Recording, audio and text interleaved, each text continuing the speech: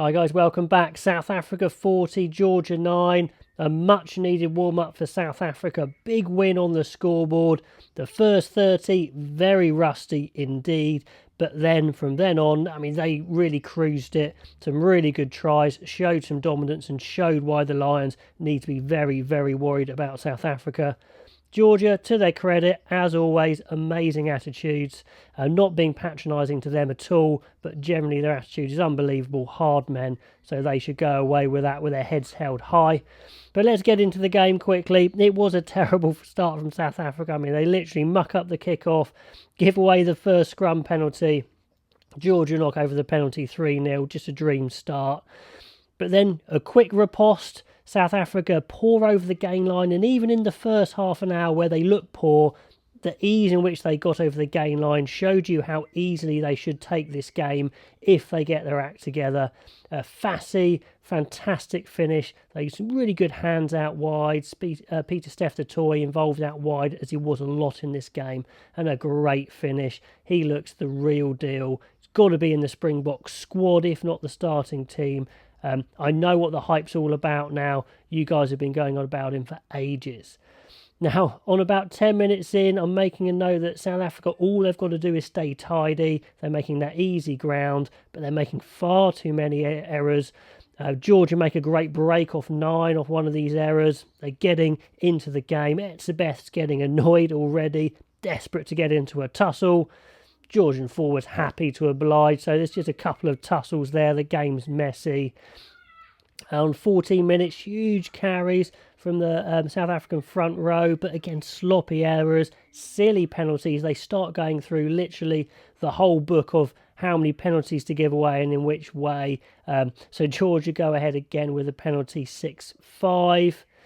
And they're going through penalties on free kicks for early scrum engage. Georgia are starting to sniff in the scrum that they've got a chance, so they're happy to reset and they get good change off it. And they're starting to get some confidence, which South Africa didn't really need to give them. 21 minutes, classic Willie le Roux.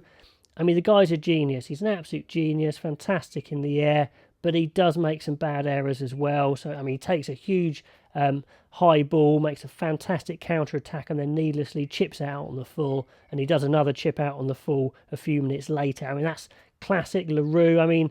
Probably is their best fullback, but that's the sort of thing he can do, genius or errors.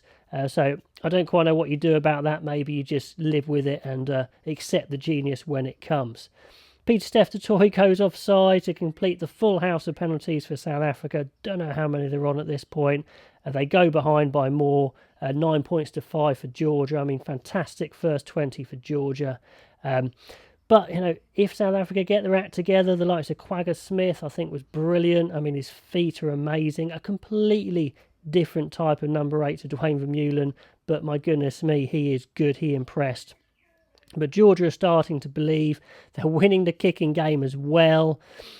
But finally, on 31 minutes, South Africa finally fold up the Georgian scrum like a pack of cards, like a deck chair, fold them in half. They go into a series of driving mauls, penalties and driving mauls. Massive carry from Frans Steyn. He's a big boy. He is useful. Pollard crashes over, and honestly, it is a try for sure. But because the ref is unsighted, he doesn't give it to start with, and then you can't see the ball grounded. So that's pretty tough luck. But they did score, really. But they go to another series of penalties and line out to the inevitable yellow for Georgia, and they maul it over. Mbonambi getting the try. They go ahead 12-9, and they never look back from that point. Mbonambi, another player who really impressed me. Ball of muscle and technically fantastic. And Malcolm Marx isn't too sloppy, bringing on off the bench as well. So looking good at hooker for them. Just before half-time, it looks like Fassi has overrun Creel, but he's got some telescope hands on him, reaches back, scoops the ball forward, puts a lovely chip in as well. Reinach outstrips the defence for pace.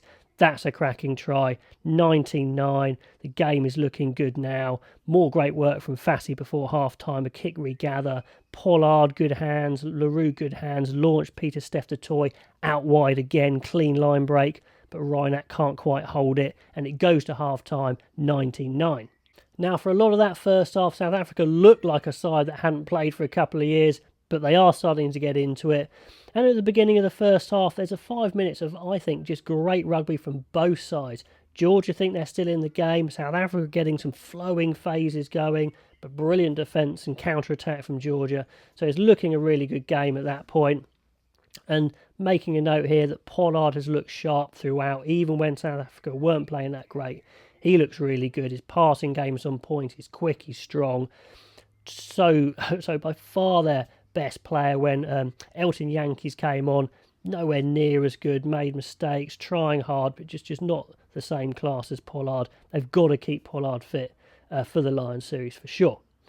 Then on 49 minutes, it gets a bit unfair. They bring on the bomb squad. Kitsoff, Marks, Malherbe straight on.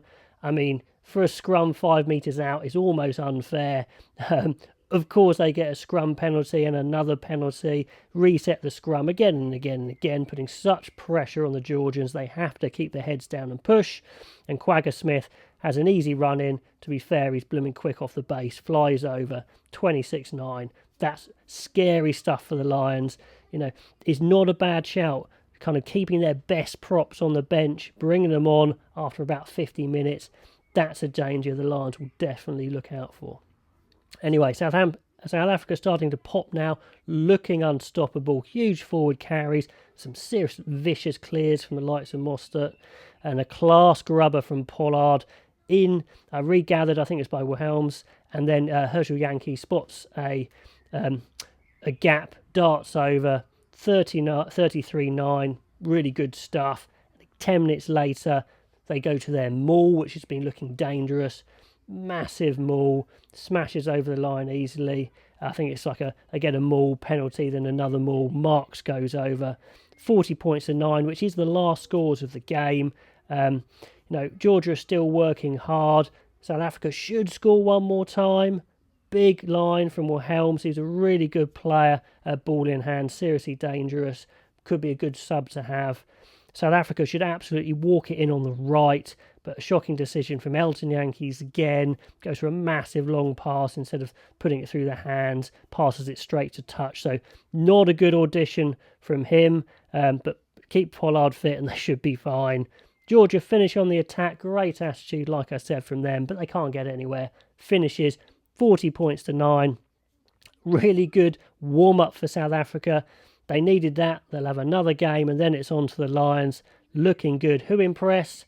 Well, I thought the flankers looked good, but especially Pieter-Steph du Toit looks in great shape. That combination of his physicality and his athleticism, ability tight out wide. What a player.